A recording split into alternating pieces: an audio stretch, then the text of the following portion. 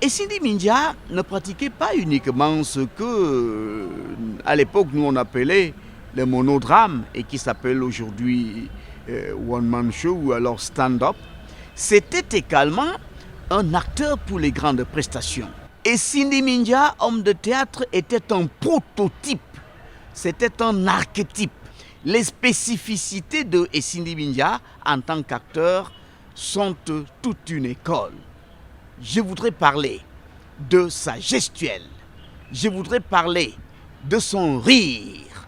Je voudrais parler de l'accent qu'il mettait dans l'articulation, la diction et la respiration. Et Cindy Mindia n'était pas celui dont on demandait le silence pour écouter ce qu'il dit. Non, nous ne jouions pas à l'époque avec des microphones.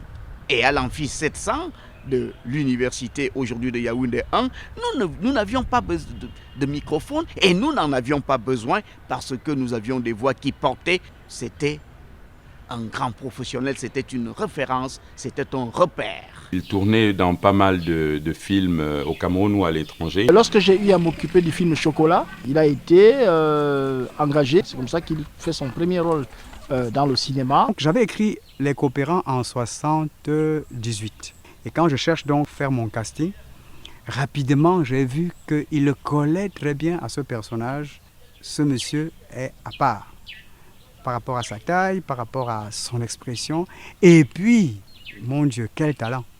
C'était un plaisir pour moi de travailler avec Cindy, comme de travailler avec tout le monde, parce que j'aime l'acteur.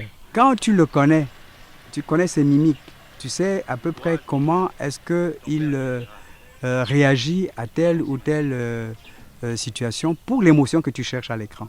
Alors, Cindy était formidable pour ça. À un moment donné, je me suis retrouvé face à une rébellion des jeunes qui jouent. Et Cindy était l'un d'entre eux qui leur disait, écoutez les amis, ne nous gâchez pas la fête. Le travail pour lui était une fête. Je crois que les grands artistes, ils sont taillés dans du diamant. Ils sont toujours eux-mêmes. Chaque fois que vous le prenez, à n'importe quel moment, il est lui-même.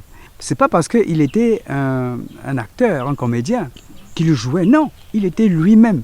Il montre que la capacité qu'ils ont en eux d'emmagasiner la vie qui est autour de nous est telle qu'ils peuvent la rendre à tout moment et de façon tellement expressive qu'à chaque fois, on retrouve un Cindy Mindia nouveau. Hein.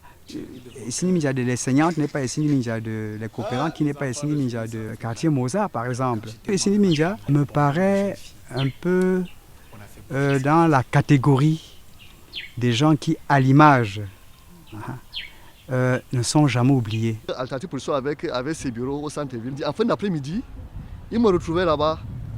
On papotait, on parlait de ses projets et de mes projets. J'ai eu donc une idée, c'est de faire des séries de sketchs avec deux personnages qui commandent l'actualité de manière très caustique. Et forcément, j'ai pensé à lui. Ça l'a emballé, il a trouvé ça très intéressant. Au bout de quelques semaines, je crois, je lui ai présenté quelque chose de presque définitif. Il s'est engagé à écrire les dialogues. Évidemment, j'étais aux anges. Il fallait déjà trouver le deuxième personnage, la personne qui allait lui donner la réplique dans les sketchs. Il a proposé Jimmy Billon, que je connaissais juste à travers les sketchs également. Je l'ai rencontré. Et le courant est aussi passé entre nous. Donc on s'est donc mis au travail. À vrai dire, il n'y avait pas beaucoup d'argent. Mais ils ont accepté de travailler presque bénévolement. Jimmy Billon était très mal, il était malade déjà. Et il avait du mal avec son test. Ce qui m'a vraiment le plus frappé, c'est que Cindy s'est montré très généreux. Il l'a soutenu. Il a même dû changer certains tests pour pouvoir l'adapter à Jimmy Billon. Il a fait preuve de beaucoup de patience, beaucoup de solidarité. On sentait la passion pour ce qu'il faisait et l'envie d'aider. Et ça m'a énormément touché.